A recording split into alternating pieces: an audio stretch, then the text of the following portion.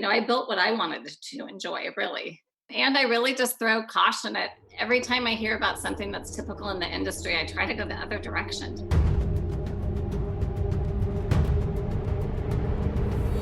You gotta pick yourself up, go backwards, and slam yourself at the wall like 500 more times until the wall crumbles. 25% of middle school girls already believe they'll never achieve their dream career. Hi, I'm Kara Goldin, founder and CEO of Hint. And you're listening to Unstoppable, a podcast spotlighting the journeys of inspiring entrepreneurs. I believe that at its core, leadership is about constantly learning from the people around you, and I'm so inspired by the conversations we're having in our upcoming episodes and can't wait to share them with you. This season, some of my guests include Rebecca Minkoff, fashion designer and founder of the Female Founder Collective, Diana Kapp, author of Girls Who Run the World, Andrew Dudham, founder of Hims, and Eugene Rem, co-founder of Rumble Fitness, and much, much more. Plus, we ask the million-dollar question, what does it really take to be unstoppable? Let's find out.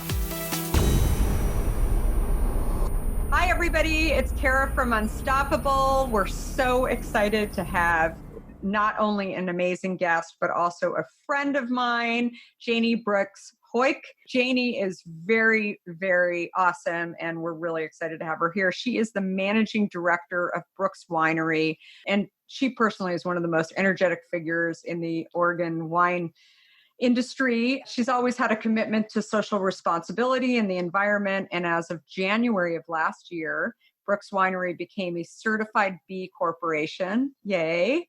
And the winery, if you are not familiar with this wine, it's amazing. The winery is adorable and great. It's received many accolades, including top 5 wineries not to miss in Oregon from USA Today. And the Brooks story has captivated many through the documentary American Wine Story. If you haven't seen it, definitely look for that. And you will want to after hearing more from Janie and kind of the founding story behind Brooks Winery. But Janie, welcome. Super excited to have you here.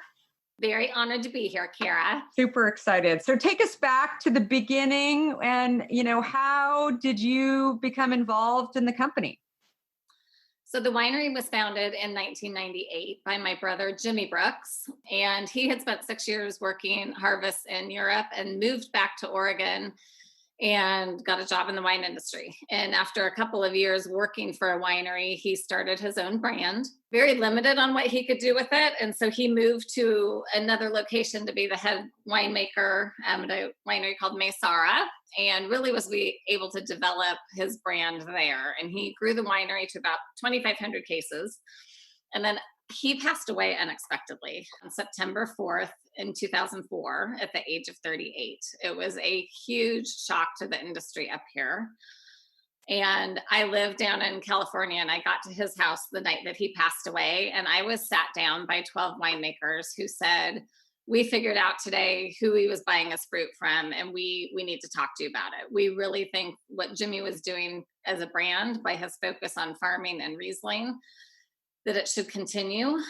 We also want to make sure these growers get paid and that these contracts get met in his absence. And the winery was the only thing Jimmy had that he talked about that he could leave to his son, who was 8 years old at the time that he passed away. So they basically approached me that night and offered to take his fruit and make his wine for free in 2004 to give the brand an opportunity to continue, and asked me to run the business side of it. Wow. Amazing. And they were just doing Riesling at the time, right? There was some Pinot Noir. And Pinot Noir and Riesling. Yeah. Amazing. And so what did you think? I mean, when you obviously a lot to sort of take in, and I'm sorry about your brother. And obviously I knew that piece of the story, but I mean, how did you think about, you didn't have experience in the wine industry. I mean, for you, this was a giant decision. You weren't living in Oregon. You're from Oregon, but you weren't living there. Like, what was going through your head? Well, initially, I knew I was going to have to do something with his life because he was divorced from his wife. Our parents had passed away 4 years prior. And so I was really his only, viable living relative to deal with, his house and his business. So I really didn't have a choice when I offered to do this, but I didn't know that I was going to continue it. And you're right, I knew nothing about the wine industry, but I was so struck by the generosity and the kindness of these people because I had come out of competitive healthcare where nobody would have helped each other. And all of a sudden I fell into this industry with these people who they had a vision. They had a vision for the brand and why they wanted it to continue. And as I got to know them, I really fell in love with them and the industry up here in Oregon and everybody that I talked to and met that was working with my brother. I was a stay-at-home mom at the time.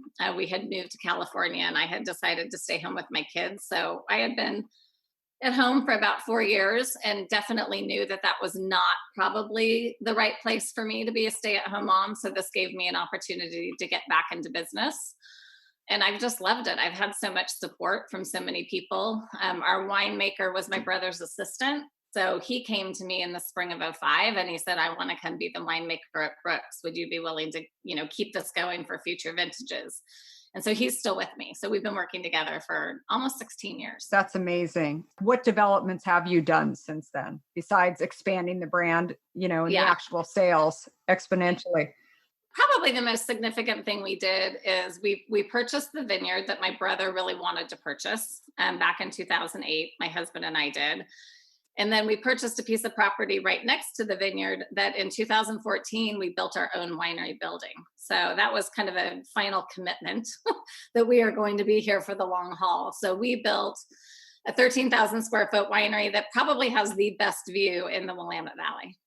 That's amazing. And then you've also branched into other types of wine since you've taken it on as well. Yeah, we make 60 different labels. Amazing. Primarily Pinot Noir and Riesling, but there are some other aromatic whites, and we tend to dabble. We're doing a little Tempranillo and Syrah from the Willamette Valley, but primarily Pinot Noir and Riesling. That's amazing. What facet of the wine industry are you most passionate about? I'm a huge believer that brands grow when people are really, really passionate about an aspect about it, right? Or like, are you trying to, solve a problem around it? And I think that the brands that ultimately, and ultimately the companies that have a hard time growing are really the ones that, they don't think about it in relation to sort of like this problem that you're trying to solve out there. And obviously with the Riesling, he had really established the organic, Oregon organic Riesling category, but what else did you see there that you really built on, but also what facet would you say you were most interested in along the way?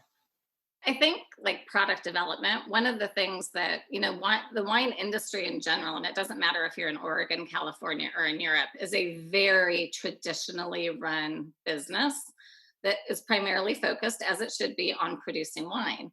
And so the marketing side for me has been the most fun because honestly, there's not a lot of skilled marketing people in the wine industry unless you're a really big brand.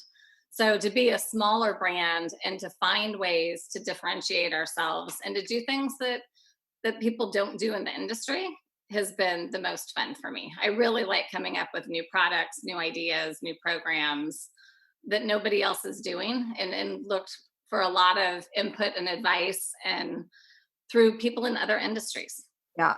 Outside of wine. I think that's so key. And I think also I know a little bit about your story too, where, you really sort of owned the fact that you didn't know a lot about this industry, that you were, jumping in and taking this on. But I feel like that's something when I look at building Hint that so many people thought I was done, right? From the moment I said, oh, I'm going to start a company, they were like, oh, that's really nice because you don't have the experience. But I'm a huge believer that experience or inexperience ultimately kind of allows you to actually be educated by other people and try new things that maybe others, automatically think aren't going to work, but maybe they were just tried a different way last time. And then also getting advice or, kind of direction in some way from other industries too is also something that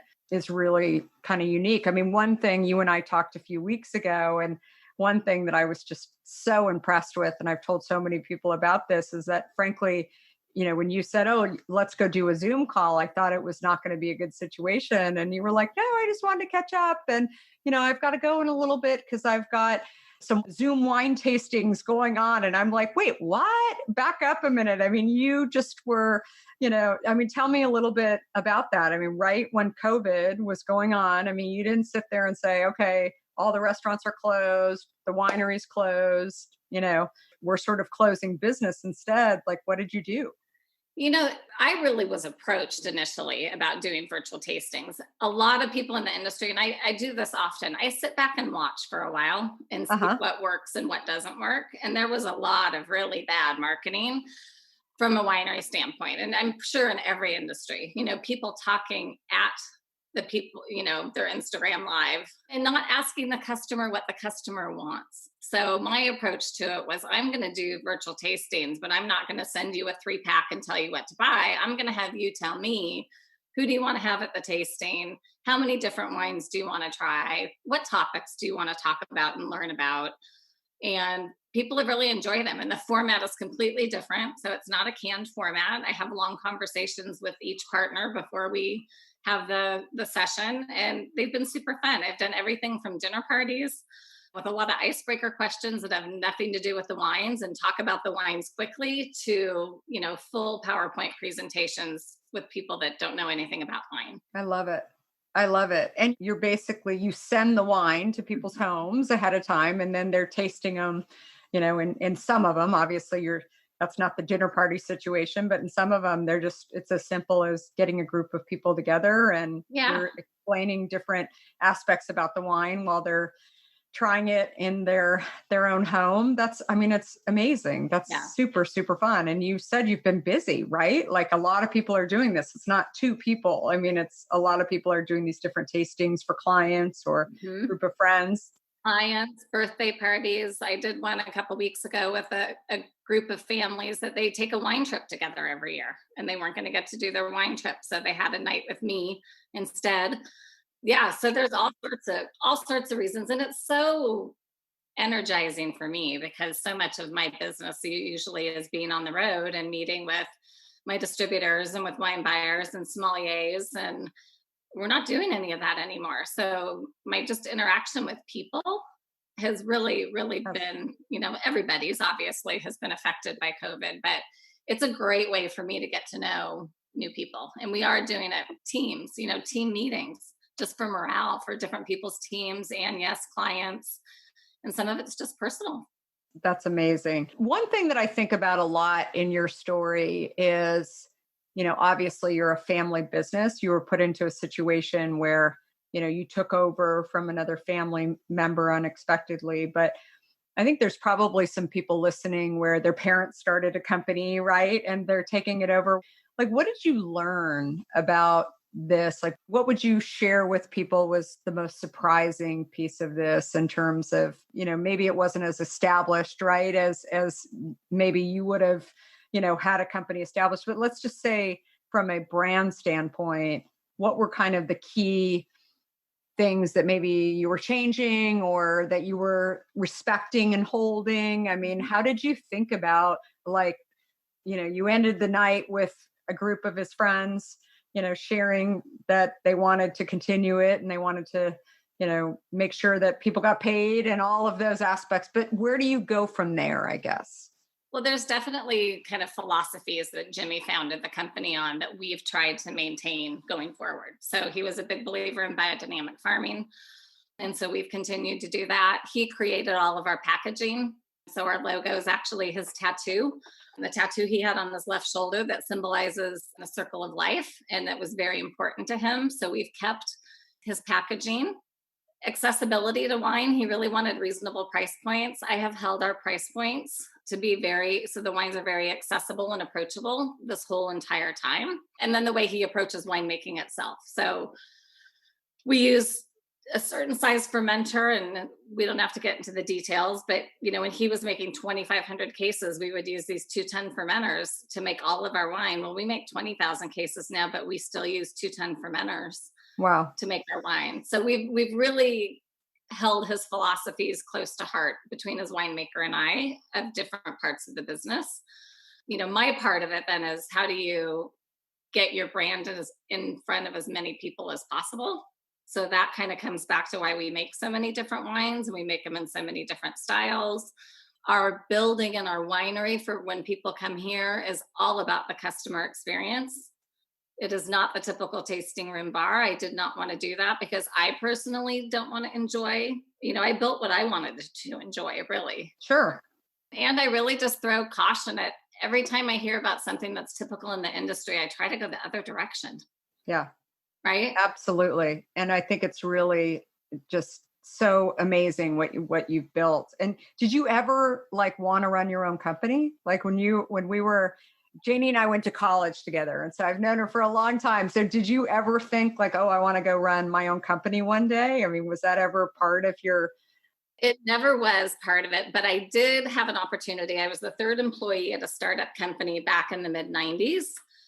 And we grew that company to, by the time I left, we had 250 employees and it was a $50 million in revenue company. So I had done everything except the idea. So I built the operations, I did the marketing, I did the finances. So I think I probably had a lot of transferable skills to come over to wine. The challenge with wine is just the capital investment and the lead time before you actually have an ROI, and especially when you have growth. Absolutely. Do you feel like being outside of Napa, Sonoma, and maybe that's a funny question, especially with all the challenges they've had, unfortunately, with some of the fires, but do you feel like, I feel like there's these different areas of the West Coast that are getting a lot more attention. Do you feel like that too over the years since you've taken this over, that Oregon's just become, more of a magnet for some of these better wines? Yeah.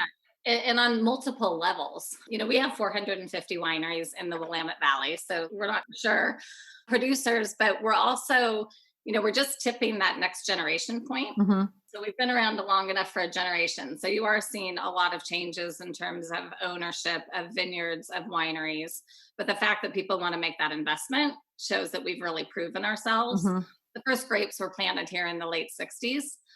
But we're also seeing a lot of investment because of places like Napa and Sonoma that are so expensive. Our land is much less expensive up here.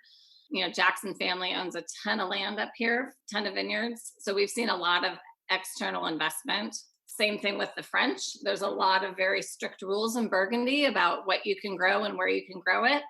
We don't have those rules here, and we make beautiful Pinot Noir like they do in Burgundy. So we've had a lot of Burgundian producers come and put a stake in the ground and build a winery and start a brand here too. That's awesome. That's really, really super, super cool. So Jimmy's son that he, wanted to really build this company for, Pascal, where is he now? So Pascal graduated from UC Santa Cruz 2 years ago. About a year and a half ago, he and his girlfriend, who's from France, moved to Paris. Oh. So he is living in Paris. He, post shutdown, he's working in a wine bar as assistant sommelier. He's also doing rooftop gardening, which he just absolutely loves. He worked in the garden all 4 years in college. So he's doing a lot of the urban rooftop farming in Paris, which he's excited about. And then he's going to go work harvest. He's worked a harvest here. He's worked a harvest where my brother worked last year. And then this year he's going to Alsace. That's amazing. And do you think he'll eventually come and jump in and take it over?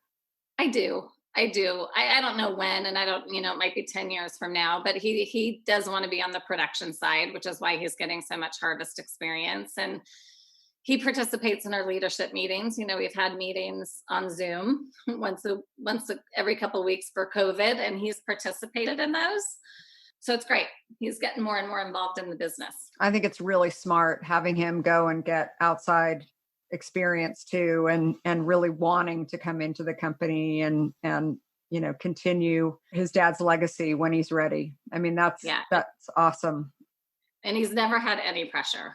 He has known from day one that I was doing this in a lot of ways for me. Yeah. It's kept me connected to my home. I was born and raised in Oregon. It's my family name. And like literally even today, Kara, I got an email from somebody that went to Southern Oregon with my brother and wanted to tell me how influential my brother was on his life. And so I continue to have that connection, which has been, I think, a very good coping mechanism for me, honestly, to get through all the loss that I've had.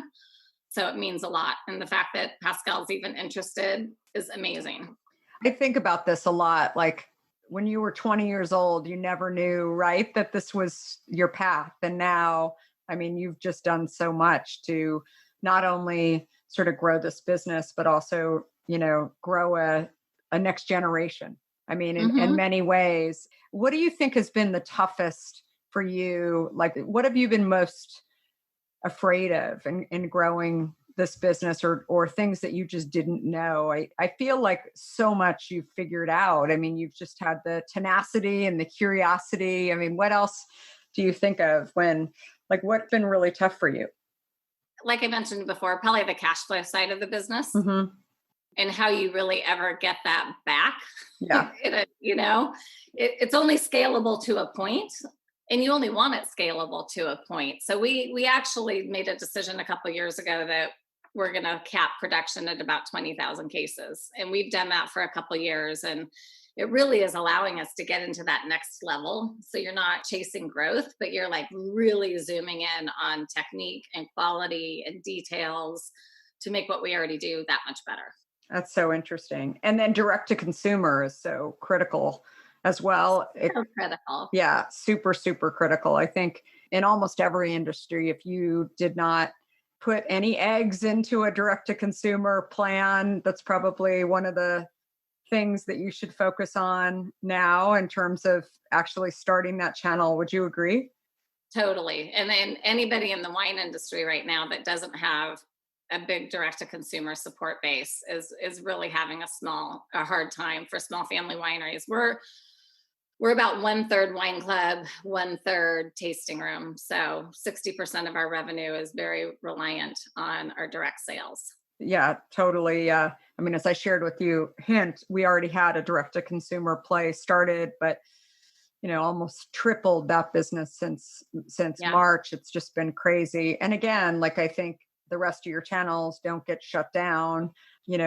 Sometimes things happen like COVID where things do get shut down, restaurants and, Yes. For us, offices where we supplied lots of drinks into, the offices, and who knows when they'll fully open up and how big those office staffs will be. I mean, you're, same situation, but a little different for restaurants. But I think that if you get this relationship going, which is what you've done, I mean, I'm so proud of you that you've, also jumped in and really done what you've done in the industry too, just to really kickstart that direct to consumer business, but also during COVID have these Zoom conversations. And, I think it's just, again, people will be like, oh, well, of course that's been going on and other people have been doing it. But I think that the idea that you didn't just stop and say, well, there's nothing I can do about this. And there's plenty of people out there that did in every single industry. I mean, in our industry, there were so many brands that just decided that they weren't going to be merchandising anymore in stores.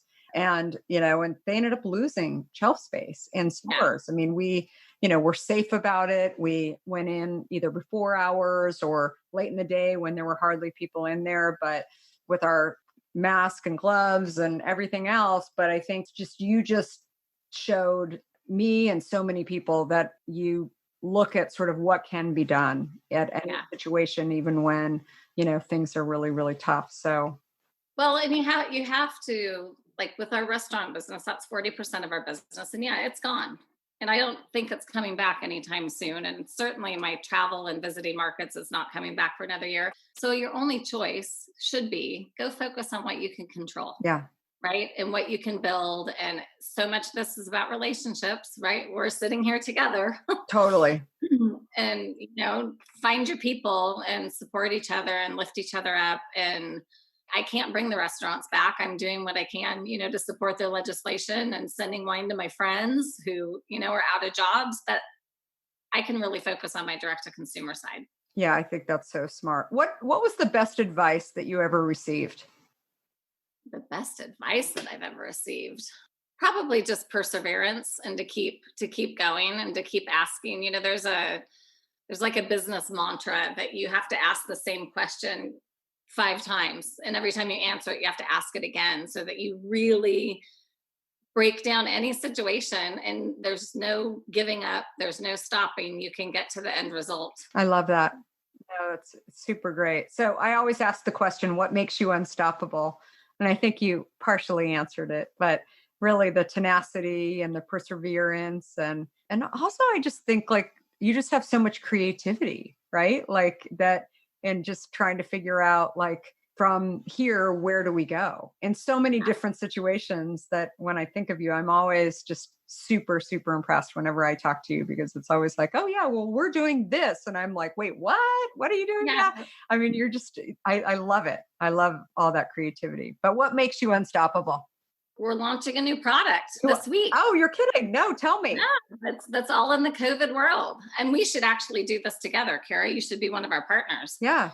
Tell me. We're kind of going on the sensory evaluation of wine, or just, what wine does to you from a sense standpoint. And we've partnered with different producers. So we have a coffee producer, a kombucha producer, a cider producer. We have 2 chefs to do food, cheesemaker, just different things that are aromatherapy that are related to wine, but aren't wine. And every month people will subscribe. It's $100 a month, $99 a month, and you get 2 bottles of wine, and then you get product from the partner. And then we execute a side-by-side tasting with the founder of the partner company, a master of wine, and myself. So like sounds fun. Our first one's olive oil. There's no reason we couldn't do hint water, though. That would be really fun. Yeah, it'd be super fun. That sounds great. And how often are you doing this? Once a month, and we have them scheduled out through June of 2021. That's amazing. Yeah, no, we should definitely talk about that. Sounds fun. Yeah. That's awesome. Yeah. Very, very cool. Well, where can people find you, Janie? brookswine.com. Okay. And we just actually, fortunate, a year ago, I said, I really want to get a website that can do better e-commerce business. So we just launched a beautiful new website in February, which ended up being great. It is really nice. Yeah, no, it's great. And then Jane, are you on social and some other? Yeah. So platforms? On Instagram and Twitter, we're at Brooks Winery. And then on Facebook, it's Brooks Wines. Awesome. And then to get a hold of Janie, if anybody wants to reach out. Janie at brookswine.com. Right on. Cell phone number is 831-4828. And I kid you not, I put that in my weekly email every single week, because if people really want to reach me, they are welcome to call me too. Oh my God. I love it. I love it. Love it. Well, thank you so much. This was a lot of fun. Everybody go buy at least a bottle of Brooks wine and at brookswine.com, and check out Janie and the story, the American wine story. It's on Netflix. It's on Amazon Prime. On Amazon Prime. It's so good. I loved it. So you guys should definitely check it out. It's not only an amazing product and an amazing CEO, but also an amazing, just great, great story on just a legacy brand that is super, super wonderful. So thank you so much. I loved it. Thanks for having me, Kara.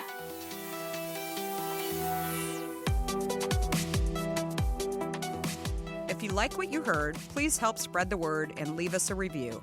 You can also follow along with me on Facebook, Instagram, Twitter, and LinkedIn at Kara Goldin. Do you have a question for me or want to nominate an innovator to spotlight? Please talk to me at Kara Goldin on Twitter. Thanks so much for listening. Until next time, be unstoppable.